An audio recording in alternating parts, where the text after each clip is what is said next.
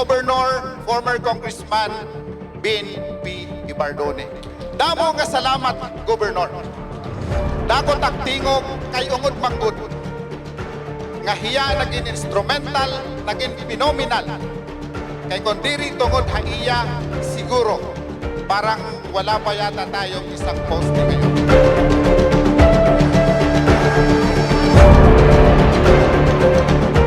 I am hoping na itong Salcedo National High School will be the embodiment itong advocacy sa itong local government unit. Una, partiha education. Maharap ka mga tanan nga ito na akong priority is education.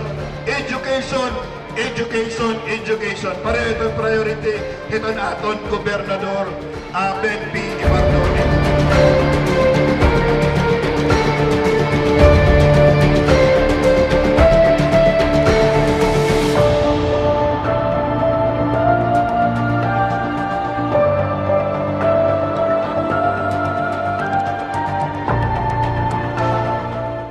Lalo-lalo na kayo mga estudyante kayo ang gagamit nito.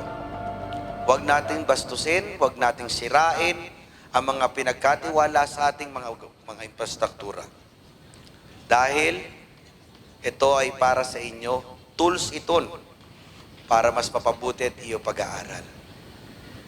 Mahalin nyo at pagyabungin pa niyo.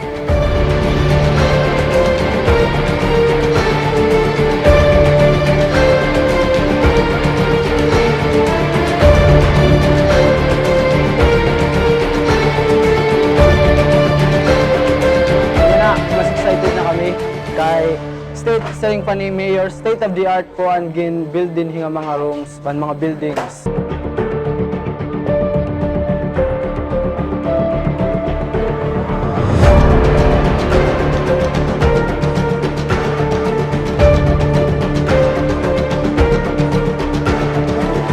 Dako po kinaibahan, the fact na dito harapit kami tubig, tas din hiwaray, mas less mga problems nga pwede mag-occur dito nga among kontrangad. Diri sapat ma-express in words an irakuri nga bisan naagihin mga trials, mga challenges, mga negative thoughts still namumutawi lagi hapon hira.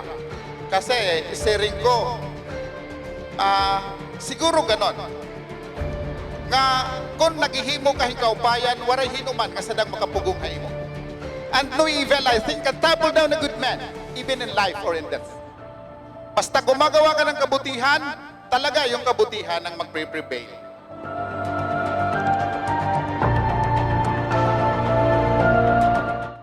Dako po talaga tang pagpasalamat iya kay kunwari po ito, bangin na talaga paghihap kami ang whole school daw nag-aantos at mga problema ba dito. So, dako po talaga yun, damo talaga ang pagpasalamat na iya.